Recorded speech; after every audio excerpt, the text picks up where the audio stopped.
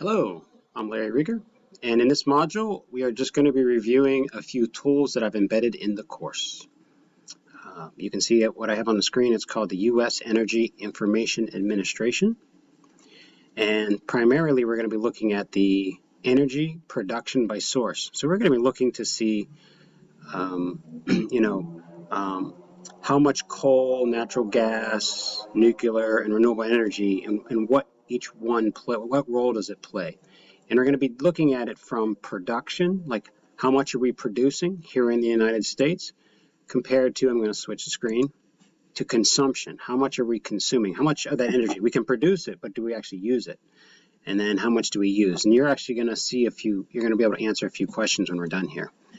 I'm going to switch back to Brightspace. Here's Brightspace. So embedded in this module, I have what's called the Annual Energy Review, Primary Energy Production, and then I also have Primary Energy Consumption by Source.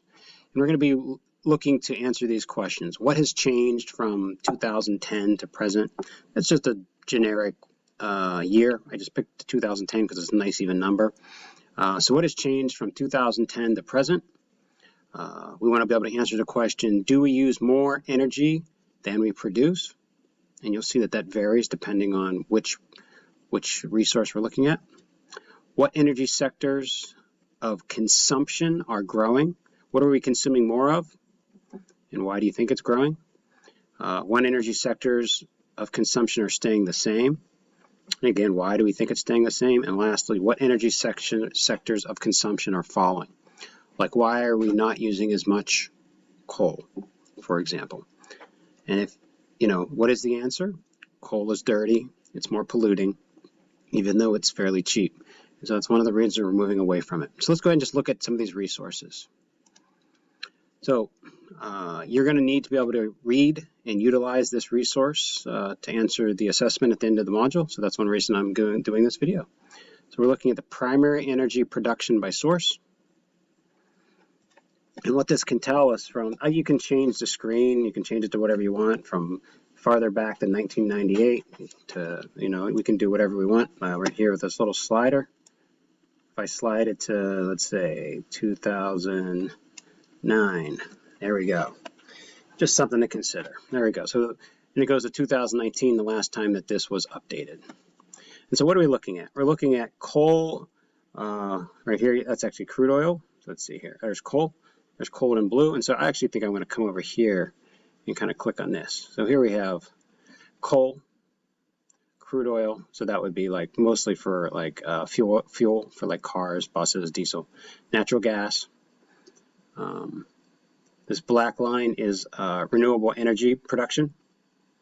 Yep, and then the red line I believe is nuclear, and then the last line is natural gas. It's called liquid propane, something like you might use in a gas grill.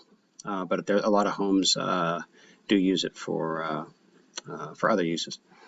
And so here's what we can see. Let's just kind of look at this chart, and we can see that this is natural gas. We're using more and more natural gas from 2010 to 2019, and this is quadrillion BTUs. That's how it's measured. How much heat can that resource create? So.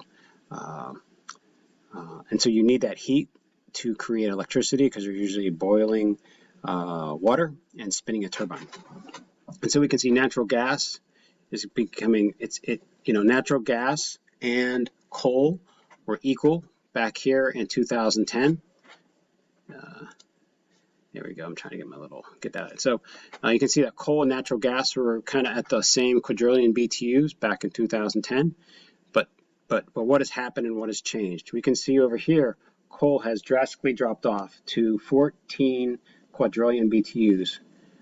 It was all the way up to 23. Now it's down to 14 BTUs. Back then, it was at 21 for natural gas. And let's see if I can get to grab something. Up to 31. So it's really climbing.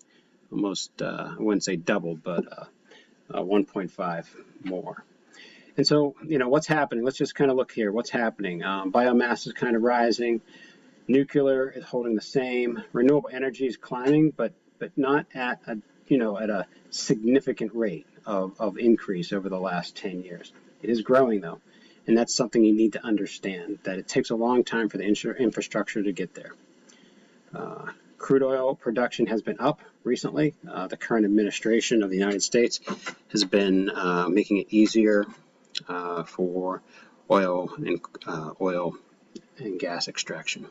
All right, but here's some critical numbers. If we slide down here, we can see the numbers, and this actually tells a story. You can kind of see that even in, let's see if I slide this over, in 2010 we were at 22, but now we're down to 14, that's in coal. So you can kind of see the drop off. So we saw that up in the graph, but these are the actual amounts of, so you can kind of see, again, we saw it visually. If you want to look at the numbers, you can see that coal and natural gas are, roughly the same as far as how many BTUs of power is being utilized in 2010.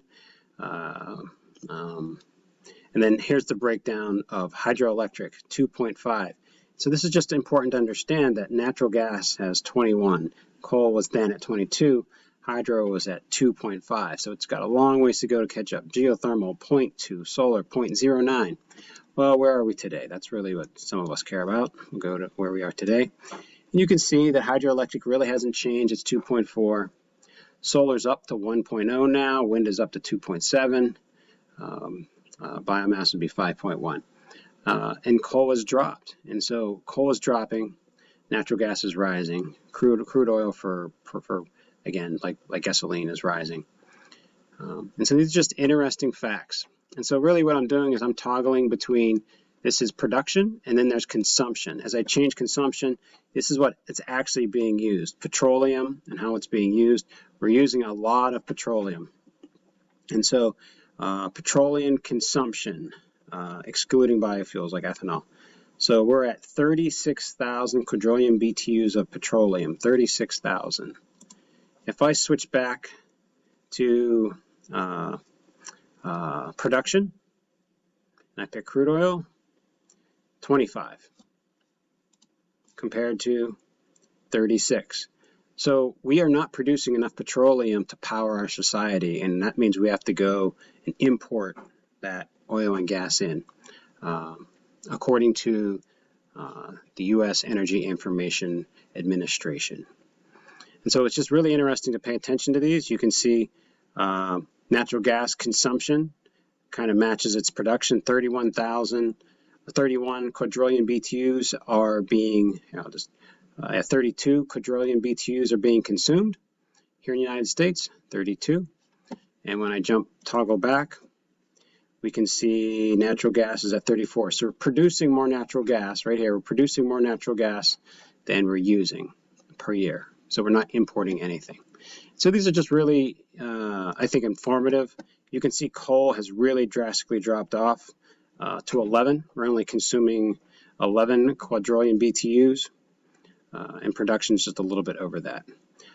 As far as, let's see, renewable energy, it's just rising from 2000 to 2010 to 2019, and we're using 11 quadrillion BTUs of different renewable energy sources. So I hope this quick little overview will help you with your assignment, help you understand the role of oil, natural gas, petroleum, nuclear, electrical power, and total renewable energy consumption. Have a great day.